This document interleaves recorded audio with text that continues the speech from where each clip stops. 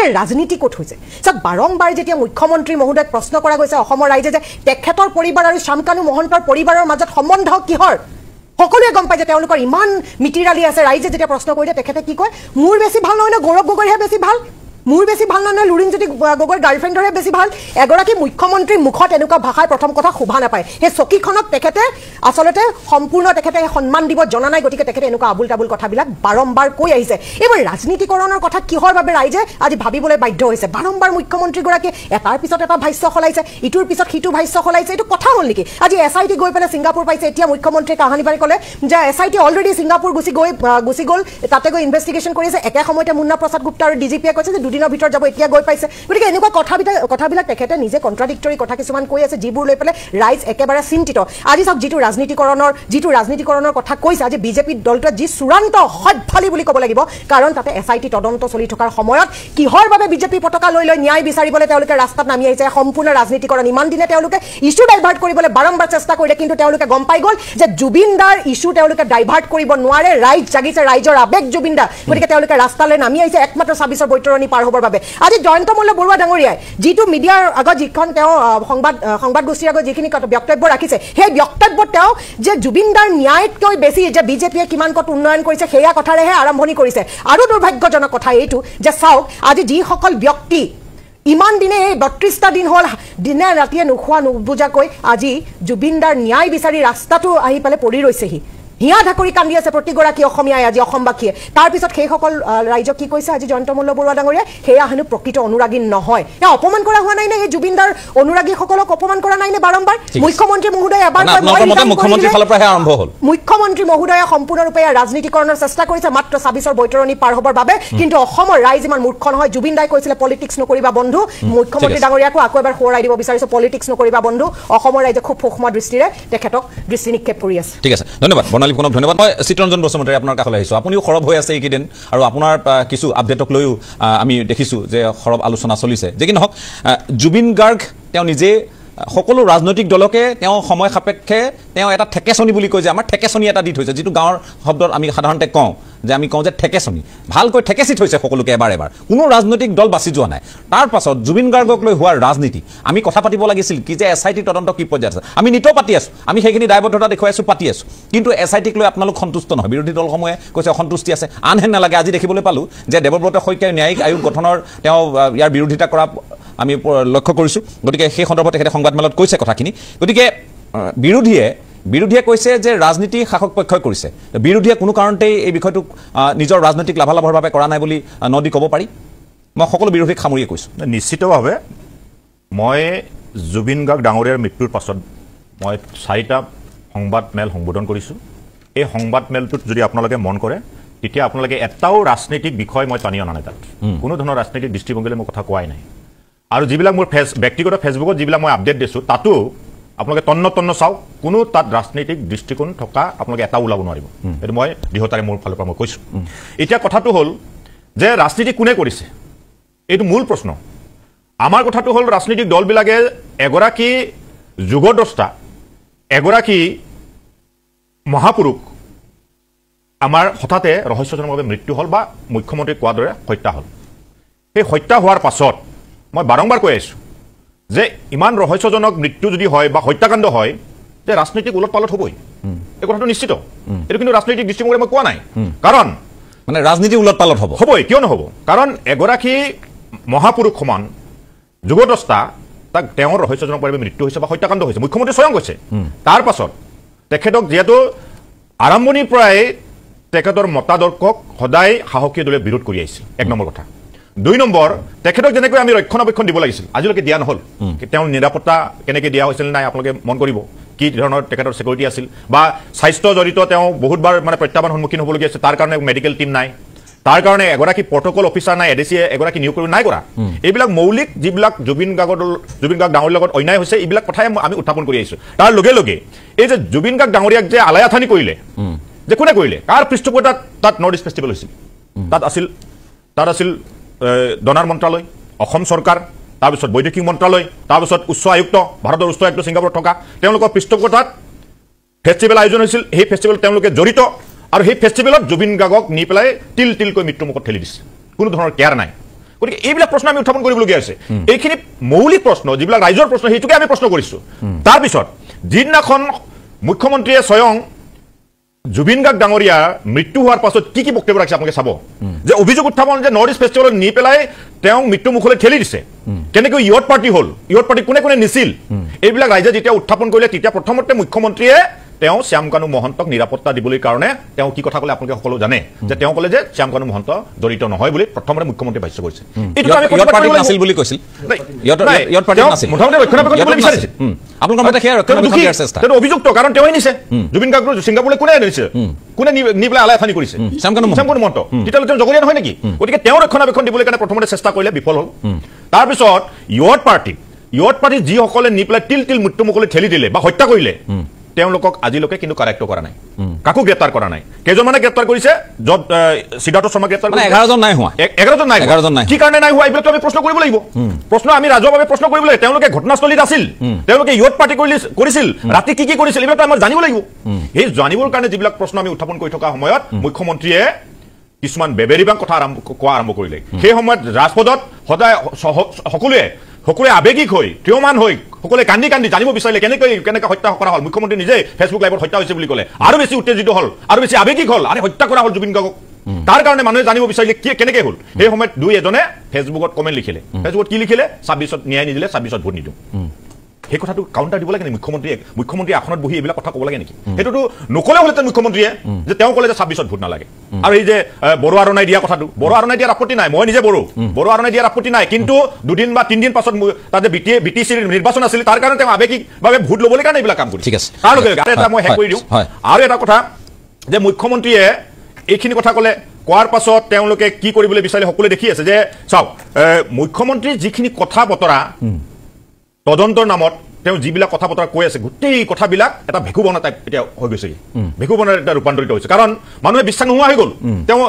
ৰাতি এটা কথা কয় ৰাতিপুৱা এটা কথা কয় দিনত এটা কথা কয় গধূলি এটা কথা কয় এইবিলাক কথাৰ কাৰণে মানুহে বিভ্ৰান্তি হোৱাৰ ৰাইজৰ খুব খং হৈছে হোৱাৰ পাছত তেওঁ বাবা ল'বৰ কাৰণে কেৱল তেওঁ মানে বাবা ল'বলৈ ক্ৰেডিট ল'বলৈ কাৰণে কোনো ধৰণৰ কেবিনেট বৈঠক নিদিলে কোনো ধৰণৰ সৰ্বদলীয় সকলো দল সংগঠন লৈ যে আমাৰ যে এগৰাকী যুগদস্তা আমাৰ মাজৰ পৰা হেৰাই গ'ল আমাৰ মাজৰ পৰা আকস্মিকভাৱে মৃত্যুমুখত পৰিলে বা হত্যাকাণ্ড কৰিলে তাৰ কাৰণে আমি সকলোৱে অসমবাসী ৰাইজে সকলোৱে মিলি পেলাই তেখেতক আমি শ্ৰদ্ধাঞ্জলি দিব লাগিব আৰু যিসকলে হত্যাকাণ্ড কৰিছে বা যিসকলে তেখেতক মানে আলাইথানি কৰি পেলাই মৃত্যুমুখলৈ ঠেলি দিলে তেওঁলোকৰ ওপৰত তদন্ত হ'ব এই কথাটো তেওঁ ঘোষণা নকৰিলে তেওঁ কি কৰিলে মই ইমিডিয়েট বৈদেশিক মন্ত্ৰী পবিত্ৰ মাৰ্ঘেৰিটাক পঠাই আছো তেওঁ মানে চব বাবা ল'ব বিচাৰিলে তাৰপিছত এয়াৰ এম্বুলেন্সত অনা হ'ব ছাত্ৰ ফাইডত অনা হ'ব এইবিলাক কথা তেওঁ নিজে ঘোষণা কৰা আমি ঘোষণা কৰা নাই কোনো ধৰণৰ তাৰমানে আপোনালোকৰ মতে মুখ্যমন্ত্ৰী ইয়াৰ আৰম্ভণি ৰাজনৈতিক লাভালাভৰ আৰম্ভণিটো আমি কিন্তু আপুনি আজিও চাব আমাৰ বক্তব্য লুৰিণজ্যোতি গগৈ ডাঙৰীয়া বক্তব্য মোৰ বক্তব্য চাব এটাও ৰাজনীতিৰ দৃষ্টিকোণৰ পৰা আমি কোৱা নাই কিন্তু চৰকাৰে যে হুপা ঢিলা চৰকাৰে যে ভেকু ভাওনা কৰি আছে তাৰ প্ৰতিবাদতে আমি কথাবিলাক ক'বলগীয়া ঠিক আছে মুখ্যমন্ত্ৰীৰ হাতত বৰ্তমান 26ৰ কোনো ধৰণৰ টাৰ্ম কাৰ্ড নাই ৰিপৰ্ট কাৰ্ড নাই এতিয়া মুখ্যমন্ত্ৰীয়ে 41 বছৰ আগৰ 83 চনলৈ বেক মাৰিছে 83 চনৰ ঘটনাক লৈ পেলাই যুৱ প্ৰজন্মই হওক বা আমি কোনেও ৰাজনীতি কৰিব বিচৰা নাই সেইখিনি সময়ত 83 চনৰ তিৱাৰী কমিছনৰ যিটো 600 পৃষ্ঠাজোৰা ৰিপৰ্টত যিখিনি কথা লিখা আছিলে এই কথাখিনি পাব্লিছ কৰিলে অসুবিধা হ'ব বুলি ভাবি তেতিয়া চৰকাৰবিলাকে সেই কথাবিলাক পাব্লিছ কৰা নাছিলে অসমক আৰু লজ্জানত নকৰিবৰ কাৰণে যেনেকুৱা ধৰণৰ ঘটনা হৈছিলে তাৰ ভিতৰত কি আছিলে এই কথাবিলাক যুৱ প্ৰজন্ম বা নৱ প্ৰজন্মই জানিব বিচৰা নাই জুবিন গাৰ্গৰ মৃত্যুৱে এটা কথা জুবিন গাৰ্গে ইয়াতে এটা নীতি দি থৈ গ'ল যে ইয়াত হিন্দু মুছলমান জাত পাতৰ ৰাজনীতি ইয়াত নচলিব সকলোকে এটা মানুহ হিচাপে জীয়াই থকাৰ এটা বাতাবৰণ দি গ'ল আৰু এতিয়া যেহেতুকে হিন্দু মুছলমানৰ এই ৰাজনীতি কৰিবৰ কাৰণে বেকফুটত বিজেপি গুচি গ'ল এতিয়া 83ক তেওঁলোকে টানি আনিব বিচাৰিছে মই মুখ্যমন্ত্ৰীক এটা কথা কৈছো আপুনি এবাৰ একদম ফ্লপ হ'ব আপোনাৰ আমি কৈছো যে আমি এতিয়া জুবিন যুগৰ যিখিনি মানুহ জুবিন যুগৰ মানুহে ঘৃণা অন্যায় অনিয়ম বা যি ধৰণৰ এনেকুৱা কামবিলাক জুবিন যুগৰ মানুহে চাব বিচৰা নাই এটো এক মই সেইকাৰণে মুখ্যমন্ত্ৰীক কৈছো 26ৰ নিৰ্বাচনীৰ কাৰণে আপুনি কোন কিটা ৰিপৰ্ট কাৰ্ড লৈ আহিব লাগিছিল আজি তাৰিখত 7000 স্কুল বন্ধ হ'ল আজি যদি খবৰ কাগজখন চাই শিশু মৃত্যুৰ ক্ষেত্ৰত অসম গোটেই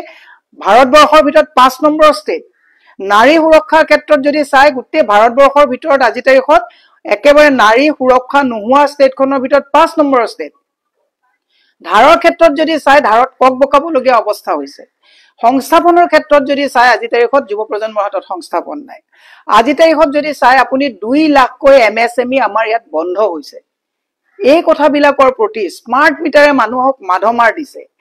গুৱাহাটীত কৃত্ৰিম বানপানীত মানুহ ককবকাই থাকিবলগীয়া অৱস্থা হৈছে। এই কথাবিলাকৰ ৰিপৰ্ট কাৰ্ড নলৈ কোৰ আপুনি 41 বছৰীয়া পুৰণা এটা অধ্যায় আপুনি লৈ আহি পেলাই নিৰ্বাচনী বৈতৰণি পাৰ কৰাৰ কাৰণে শুনিছো বোলে আপুনি এই গোটেই 600 পৃষ্ঠা জোৰাৰ গোটেই তিৱাৰী কমিশনৰ গোটেই ৰিপৰ্টটো বোলে আপুনি এবাৰ বিধানসভাত উঠাব আৰু এইটো বিলাব। Don't do that. মুখ্যমন্ত্ৰী আপুনি দায়বদ্ধ হওক। এই কামবিলাক কৰি পেলাই অসমখনক আৰু লজ্জানত নকৰিব আপুনি। দ্বিতীয় কথাটো মই আপোনাক কৈছো জুবিন গাৰ্গৰ যেটো জুবিন ক্ষেত্ৰত সেইদিনাখনলৈকে জুবিন ক্ষেত্ৰত কোনো অপ্ৰীতিকৰ ঘটনা ঘটা নাছিল। কোনেও মত তাত বাকি দিয়া নাছিল। লক্ষ লক্ষ মানুহ জুবিন সমাধি ক্ষেত্ৰত গৈ আছে, জুবিন ক্ষেত্ৰত গৈ আছে। কিন্তু যি দিনাখনৰ পৰাই আপোনালোকৰ তাত মানুহবিলাকৰ প্ৰৱেশ হ'ল সেই দিনাখনৰ পৰাই তাত অশান্তি আহিবলৈ আৰম্ভ কৰিলে। অৰ্থটো কি? তাৰমানে আপোনালোকে জুবিন ক্ষেত্ৰত যেটো লাখ লাখ মানুহৰ যেটো সমাগম হৈ আছে তাক স্তব্ধ কৰিবৰ কাৰণে ইয়াৰ আগত যিখন SOP দিছিলে সেইখন SOP যেনেকা নসাত হৈ গ'ল, এতিয়া মদ ঢালিছে বুলি কৈ তৃতীয় পক্ষক ব্যৱহাৰ কৰি পুনৰ SOP দি জুবিন সমাধি ক্ষেত্ৰক আপোনালোকে নিষ্পভ কৰিব বিচাৰিছে। নোৱাৰিব। মই মুখ্যমন্ত্ৰীক কৈছো আপুনি আজি তাৰিখত কৈছিলে যে ভাৰতবৰ্ষৰ 5খন উন্নত ষ্টেটলৈ অসমক লৈ যাব। অসমৰ গোটেইবিলাক ষ্টেটৰ ভিতৰত আজি প্ৰত্যেকটো ফালৰ পৰা আজি অসম তললৈ অৰ্ধনিমিত হৈছে। ৰিপৰ্ট কাৰ্ড নাই। যদি 26ৰ নিৰ্বাচনৰ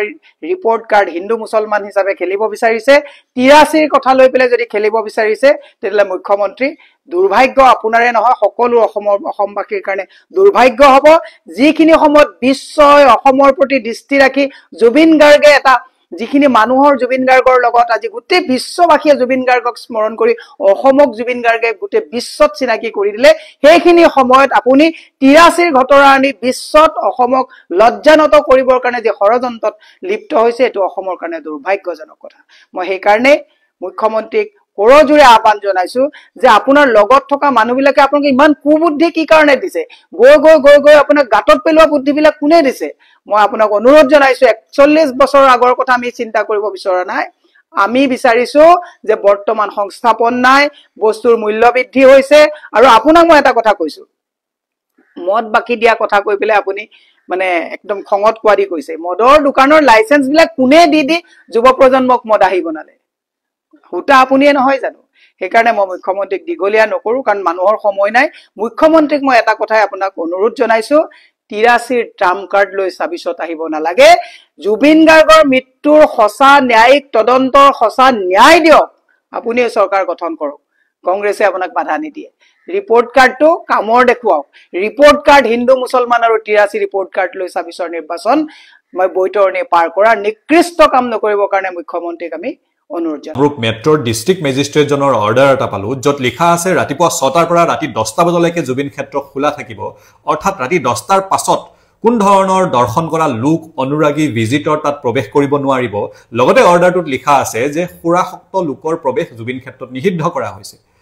এই দুটা কথাৰ এটা কথাত আমাৰ তীব্ৰ আপত্তি আছে। জুবিন ক্ষেত্ৰত সুৰাসক্ত লোকৰ প্ৰৱেশ নিষিদ্ধ কৰা হৈছে বা নিচাত থকা অৱস্থাত তাত মানুহ থাকিব নোৱাৰিব, কেতিয়াবা কিবা অঘটন ঘটিব পাৰে বুলি যদি এই সিদ্ধান্তটো লোৱা হৈছে তেনেহ'লে তাত আমাৰ একো ক'বলগীয়া নাই। কিন্তু ৰাতি 10টা বজাতেই জুবিন ক্ষেত্ৰ বন্ধ কৰি দিব, 10টাৰ পাছত কোনো ধৰণৰ মানুহ তালৈ যাব নোৱাৰিব, এনেধৰণৰ সিদ্ধান্ত লোৱাৰ সাহস কোনে কৰিব পাৰিলে? জুবিনদাৰ মহানতা, জুবিনদাৰ বিশালতাক সময়সীমাত বান্ধিবলৈ চেষ্টা কোনে কৰিলে? জুবিনদাৰ কাৰণে আছিল ৰাতিটো দিন। ৰাতি 2টা বজাতো কোনোবাই গা পা ধুই জুবিনদাৰ ওচৰলৈ সেৱা এটি ল'বলৈ যাব পাৰে। ৰাতি 3টা-4টা বজাতো জুবিনদাক ভাল পোৱা কোনো অনুৰাগীয়ে জুবিনদাৰ ওচৰলৈ কথা পাতিবলৈ যাব পাৰে। চৰকাৰৰ কামটো হ'ল সেই জুবিন ক্ষেত্ৰ 24 ঘণ্টাই খোলা ৰাখা, ৰক্ষণাবেক্ষণ দিয়া, যিমান পুলিচ লাগে, যিমান বিষয়া লাগে তাত নিয়োগ কৰক, সেই স্থানটো সুৰক্ষিত কৰি ৰাখক, চোৱা চিতা পৰিপাটি কৰি ৰাখক। চৰকাৰৰ কাম এইটো নহয় যে জুবিনদাৰ সত্তাটোক সময়সীমাৰ ভিতৰত আপোনালোকে বান্ধি ৰাখিব, তাত 10টাৰ পাছত কোনো অনুৰাগী ভিজিটৰ যাব নোৱাৰিব। এনেধৰণৰ অদ্ভুত চিন্তাধাৰা কাৰ মনত আহিল? সুৰাসক্ত লোক তাত যাব নোৱাৰে বা নিচাত থকা অৱস্থাত তাত কোনো ধৰণৰ লোক থাকিব নোৱাৰে, এইটো ভাল সিদ্ধান্ত, ঠিকেই আছে। কিন্তু 10টা বজাতে জুবিন ক্ষেত্ৰ ক্ষেত্ৰ বন্ধ কৰিব এই কথাটোতো মানি লোৱা নহ'ব ৰাতি 2টা বজাত 1টা বজাত 5টা বজাতো ৰাতিপুৱা কোনোবা যাব পাৰে জুবিন দাৰ ওচৰলৈ কেৱল অসম বুলি নহয় সমগ্ৰ বিশ্বৰ পৰা মানুহ 24 ঘণ্টাত যেতিয়াই তেতিয়াই জুবিন দাৰ ওচৰলৈ যাব পৰাৰ ব্যৱস্থা কৰি থব লাগিব এই দায়িত্বটো চৰকাৰৰ হয় চৰকাৰে তাত পুলিচ নিয়োগ কৰে তাত অফিচাৰ নিয়োগ কৰে 24 ঘণ্টাই কিমান মানুহ নিয়োগ কৰে হেতু চৰকাৰে হিসাব ক্যালকুলেশন কৰি তাত ৰাখক কিন্তু 24 ঘণ্টাই জুবিন ক্ষেত্ৰ খোলা থাকিব লাগিব এই আহ্বানটো আমি চৰকাৰলৈ জনাইছো আৰু এই অৰ্ডাৰটো পুনৰ বিবেচনা কৰিবলৈ আমি মাননীয় মুখ্যমন্ত্ৰী ডাঙৰীয়াক আহ্বান জনাইছো জুবিনদাৰ সত্তা জুবিনদাৰ মহানতা জুবিনদাৰ বিশালতা এই দৰ্শনবোৰক সময়সীমাৰ ভিত্তিত সময়সীমাৰ মাজত কোনেও যাতে বান্ধিবলৈ চেষ্টা নকৰে এই আহ্বানটো আমি জনাইছো ধন্যবাদ জয় জুবিনদা জয় আই অসম ভিডিঅ'টোৰ যোগেদি আপোনালোকে বহুখিনি কথাই গম পালে জুবিনদাক লৈ পিনে যে ৰাজনীতি কৰি আছে ৰাজনীতিবিদসকলে সঁচাই বহুত বেছি ঘৃণনীয় কাম কৰি আছে কাৰণ জুবিনদাৰ লেখীয়া সম্পদ এজন আমাৰ মাজৰ পৰা নাইকিয়া হৈ গৈছে আৰু তেওঁক লৈ পিনে এতিয়া চলিছে ৰাজনীতি ৰাজ্যত বহুত বেয়া পৰিস্থিতি হৈ আছে সকলোৱে দেখি আছে এতিয়া সামাজিক মাধ্যমৰ যুগ সকলোৱে গম পাই আছে কেনেকুৱা পৰিস্থিতি হৈ আছে কাৰণ সমাজে বিচাৰিছে ৰাইজে বিচাৰিছে জুবিনদাৰ অনুৰাগীসকলে বিচাৰিছে অকল মাত্ৰ জুবিনদাৰ ন্যায় তাবাদে একো বিচৰা নাই চৰকাৰৰ পৰা সকলোৱে বিচাৰিছে জুবিনদাৰ ন্যায় যাতে সোনকালে পাওক জুবিনদাৰ লেখীয়া সম্পদ এজনে যেতিয়া ইমান লেহেমীয়া গতিত হৈ আছে সেইটো কিন্তু মানুহে ধৰিব পাৰিছে সকলোৱে কিন্তু সেইবাবে এতিয়া প্ৰতিবাদত নামি পৰিছে সকলোকে ধৰিব পাৰিছে জুবিনদাৰ ন্যায় সোনকালে পাওক অকল সেইটোৱে বিচাৰিছে জুবিনদাৰ অনুৰাগীসকলে